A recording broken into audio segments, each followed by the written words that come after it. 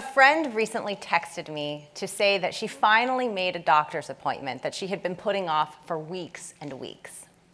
She wasn't procrastinating on making this appointment because she was too busy. And it wasn't because she was afraid of her health, scared of what the doctor might say. She waited to make the appointment because she was too afraid to speak to someone on the phone in order to make the appointment. As her friend, I thought, what on earth? It's important to stay on top of your doctor's appointments. But as a voice teacher, this is what I encounter every single day. People are afraid to use their voices. And I can relate because as a huge introvert, I cringe a little when I have to step outside of my comfort zone and speak with strangers. And there have been many times, both on stage and off, when I have hesitated to use my voice. But it wasn't always this way. When we are born, what is the first thing that we do? We cry. We take a breath, and that allows us to make sound, and that sound allows us to connect with other human beings. Have you ever noticed that a baby never gets hoarse? It cries and cries at the top of its lungs without a care in the world. It does whatever it takes to make its needs known, to let everyone know of its presence without apology or shame. It is loud and bold. We inherently know how to use our voices well. But somewhere along the way, we get blocked. Life fills us with self-doubt and insecurity. We become inhibited and lose our confidence. So people come to me knowing that they have a voice within them. They want to learn how to sing better, how to vocally express more freely. But they feel blocked. And so it's my job to help them get unblocked. As a voice teacher, as a professional singer, as a voice confidence coach, and as a human being, there are 3 things that I've learned that help to renew your voice from the inside out. Take it one breath at a time, dare to be heard, reach out, and connect.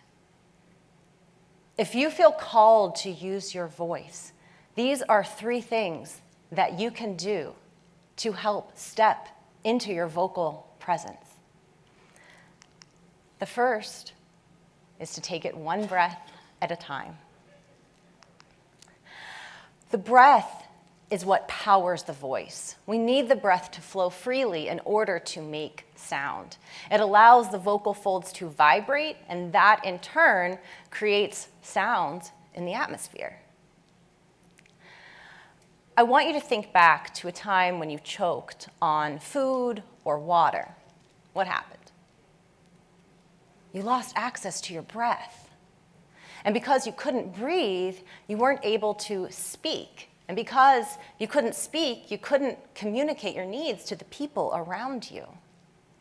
The breath is the foundation of our communication.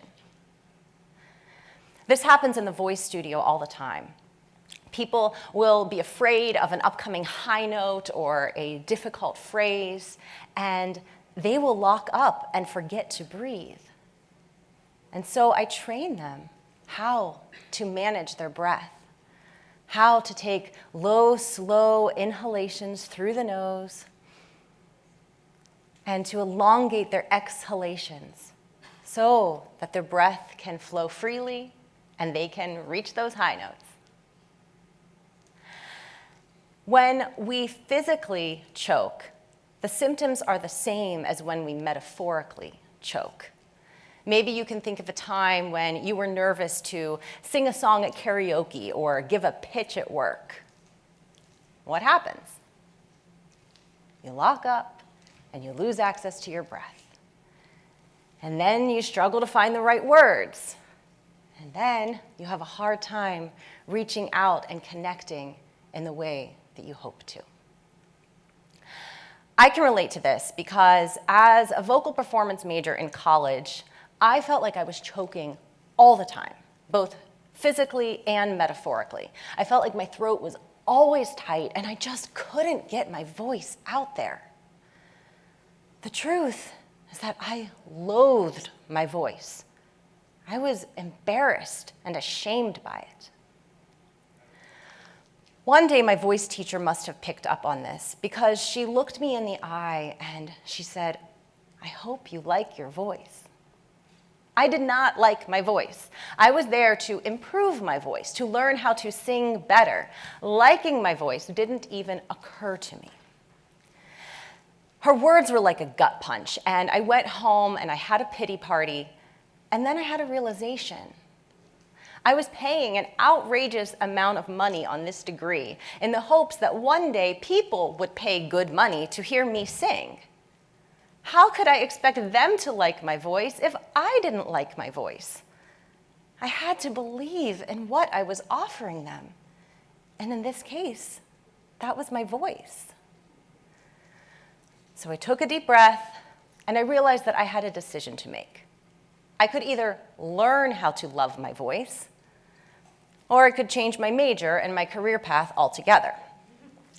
So I decided to take it one breath at a time. I listened back, and I was determined to find one note and one phrase that I liked, and then another and another. Learning to love your voice is a lot like learning to love your body. It is a daily practice of appreciation for all that it can do instead of fixating on its flaws and its imperfections. If the definition of renewal is to make new again, then every breath and every phrase you utter is a new opportunity. It's an opportunity for healing, for expression, for love, and for connection. But your voice will not have an impact and connect with people if no one can hear you. And so that is the next step of renewing your voice from the inside out. Dare to be heard. We must phonate. We must actually make sound. It's estimated that 75% of the population is afraid of public speaking. That is greater than the amount of people who fear death itself. Our threat response, fight, flight, freeze, fawn, was designed to keep us safe from wild predators. It was meant to literally keep our physical bodies alive. But at least in a privileged society, when you have to sing a song or do a presentation, it's not your physical safety that's in danger. It's your emotional safety. To use your voice requires emotional labor. It is a risk. Once you put your voice out there, it is outside of your control. You cannot control the sound, and you certainly can't control how it is received and how people react to it. When I was teaching in the classroom, I would frequently give students the assignment to sing a song or give a presentation in front of the class. And quite frequently, they would grumble about it and try to get out of the assignment. But with a little bit of coaching, some prodding, a lot of encouragement, most of them would rise to the occasion. They would be so glad that they did it and say, that wasn't so bad. But with every assignment, there would be at least one person for whom the fear of making a mistake, the fear of embarrassment, the fear of other people's opinions was simply too great a burden to bear. And we would have to alter the assignment in order to get them to use their voice at all. When the students would project, that was the common piece of feedback, to project their voice. When they presented, they had amazing content to share, but oftentimes we couldn't hear them.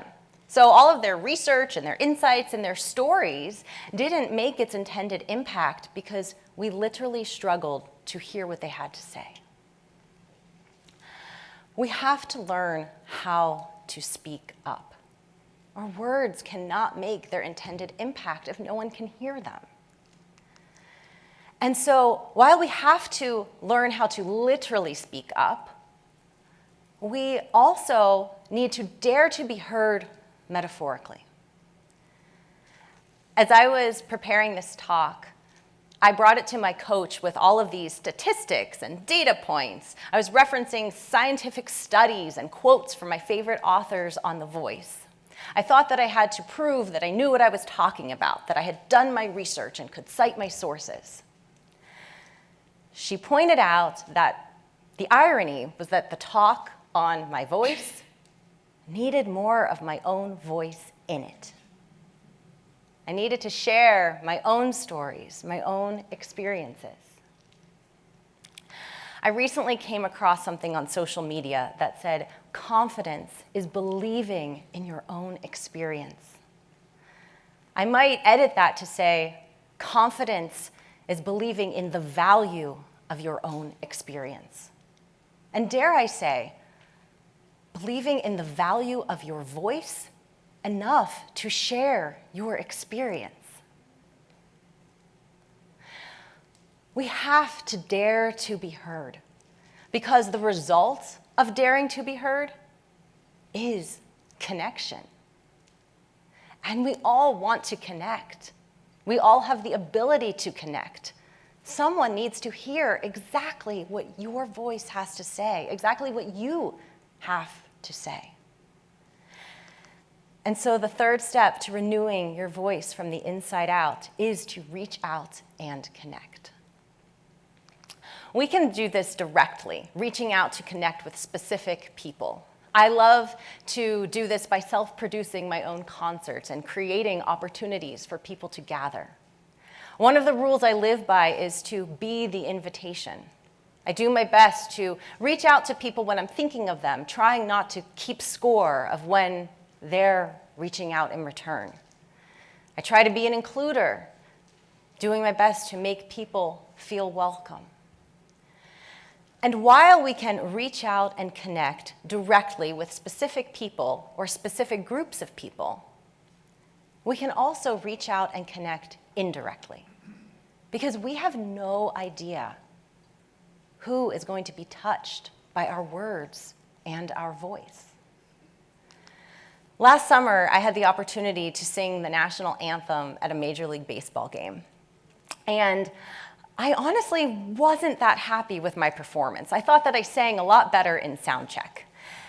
I felt like my breath got high, that I didn't take it one breath at a time, and I didn't dare to be heard as courageously as I could have. And therefore, I feared that I wasn't able to reach out and connect in the way that I intended. But after I sang, I was going to get my soft pretzel, and a lady came running up to me. She said, "You're the national anthem singer, right?" She was so excited to meet me. She said, "I always pay attention to the national anthem because my father is the recipient of a Purple Heart. Your rendition was so heartfelt and meaningful to me. It reminded me of my father. Thank you so much. I'm so glad that I had the opportunity to share that with you." And that's the thing. When you use your voice, you give other people permission to use theirs as well. You help people to feel the courage and to feel inspired to share their stories and their experiences. You don't have to use your voice perfectly in order to make an impact. You might tremble and shake. You might struggle to find the right words. All that's required in order for your voice to make a difference is that you use it. Ideas can only be spread if given a voice. And your ideas can only be spread if you give them your voice. So the next time that you feel called to use your voice, but perhaps are a bit hesitant, remember that your voice is important and valuable. It is meant to be used and shared. It is a catalyst for renewal, not only of yourself, but of your communities and the people around you. Together, we can create a ripple effect of positive change. So take it one breath at a time. Dare to be heard. Reach out and connect. Together, we can give voice to a cause, a marginalized group, an idea worth spreading, a message that needs to be shared. Like actors in a play or singers in a choir, every voice has a role to play, a phrase to sing, a line to share. Every voice matters. Thank you for taking the time today to listen to my voice. And thank you to TEDx and Point Park University for hosting this event. I'd like to remind you that your voice matters. Love it and use it with courage. Thank you.